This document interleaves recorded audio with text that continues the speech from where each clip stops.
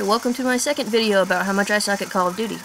Okay, so this is the Rebirth Island, done from Mason's point of view, and I'm about to die really shortly, so it won't take me long to get killed the first time. But there was a spot here I got stuck for a really stupid reason, and that's why I'm doing this. Okay, so he says, avoid the helicopter spotlight, stick to the shadows, and I'm like, okay, well it looks like the helicopter went past, and so now I'm running, and yeah, dead. Well, in a second I will be.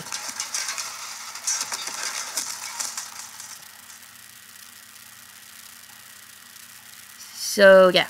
I thought about cutting this down and, like, just going to the parts where I got killed, but I kind of want to convey how frustrating it was and how stupid the reasons were that I was not succeeding at getting past the beginning of this level.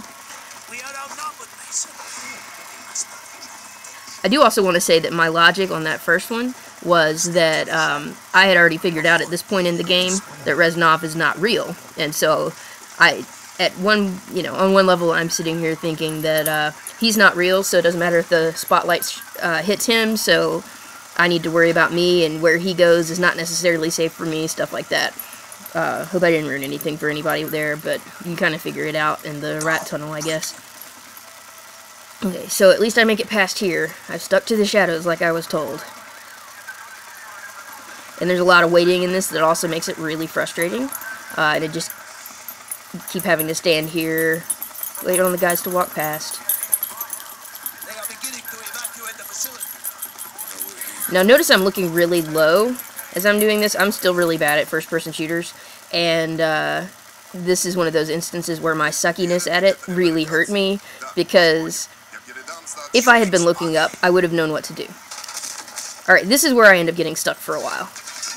I thought I was sticking to the shadows as instructed, but clearly not. I was sitting there waiting for him to do what he's supposed to do and go around the corner, and everybody came to kill me, and I was very upset. Okay, so, like I said, I should have cut this down maybe. It's like 8 minutes long, but the frustration of having to start back over at the very beginning of this started getting old really quick. Having to start all the way back here, do this over and over again, I felt like I was in Groundhog Day. And then all the waiting makes it worse. So, I'm sticking to the shadows. I'm avoiding the helicopter spotlight. I'm even doing an exceptionally good job now. Like, every time I get over there, I hide a little better. Not that it really helps later on, but I don't want to be spotted because I don't like all those guys coming and shooting me in the head and stuff. So, waiting. And the reason that I'm making this video and looking at this, because this is a really good example of sometimes you don't know and can't anticipate how people are going to screw up and just miss some important piece of information. I think it's one try after this one where I finally figure out what I'm missing. Alright, there really quickly you saw the number appeared over that dude's head, but I didn't notice when I was playing. And so I'm still seeing the yellow arrow over Reznov, and I'm thinking I'm just still waiting on him. I thought I was a little bit better tucked back into the shadows, and still turns out no. And they see me, and they come for me. Some of the times I manage to steal guns, but yeah, I'm feeling like a failure and stuff, and I'm like, why can't I figure out what's wrong here? But the problem is really that I'm looking down, and I'm not noticing that that yellow arrow is no longer over Reznov, it is over the guy.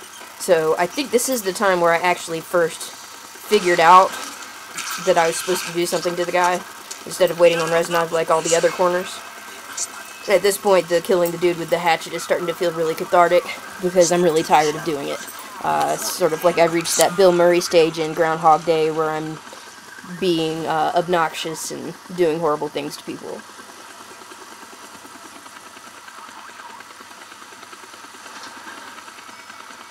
But yeah, as far as applying this to the teaching of writing, I'm going to be doing a lot of work with that. In this case, I sort of equate this to, sometimes I make assumptions about my students and what they know to do, or what pieces of information I give them that they're going to notice and realize are important pieces of information, and sometimes they miss those things and dwell on other things, or just miss them completely. And on one level, you can expect the student to do things for themselves, just like you can expect me to actually look up No, this isn't the one where I do it. This is the one where I was like, well, maybe I just need to be hiding on the other side. I wasn't in the shadows enough. So here I'm like, yes, I did it. But no. And again, I die. Seems like everybody can see me, and they're all killing me. Yeah, so I still haven't happened to look in the right direction for long enough to realize that the little dot that I'm supposed to be going closer to is over the guy around the corner. And I'm like, what am I not understanding about this? But back to the idea of students again, you know, there's times that I think that they know what I mean when I say stuff. There's times that I think they know and take for granted that they understand certain things that are expected of them in college writing, and they don't always know those things. And this was toward the end of my semester, but it's made me question a lot what sorts of things where I'm falling down on the job and not making myself clear to students like I should be. Not really paying attention to, hey, there might be something here that they just don't know, and nobody has told them before. So, one of the practical things I have taken away from my suckiness at Call of Duty. And holy crap, the waiting is super frustrating, especially when you're on, like, the, what, 5th, 6th time through.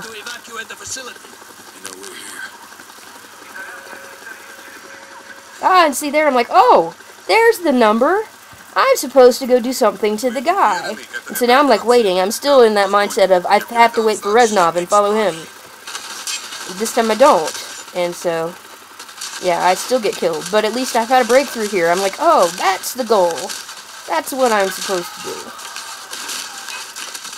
So I still fought sort of futilely there. But I think this is the time where I actually accomplish it. And I'm like, well, even if this isn't right, I'm not waiting this time. I'm just going straight for the guy, because I'm so tired of sneaking up on this guy, killing him with the hatchet, dragging the body over.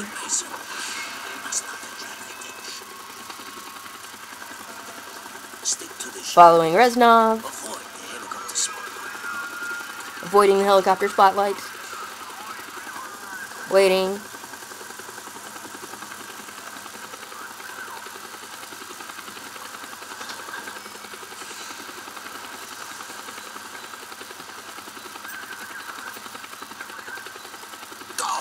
Following.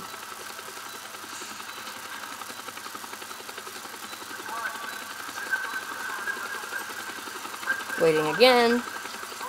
And I guess one thing to say though is that this is later in the game, and as you go along in the game, the save points are further apart, so you have to get further in to a mission before it actually saves for you. And on the one hand, that's frustrating when you get to a spot where you're stuck like this, but on another level, that's really the way teaching should happen, and the amount of feedback and the stakes should be raised a little bit for the learner. So, while that was frustrating, I understand why they did it that way. It was just sort of user error there.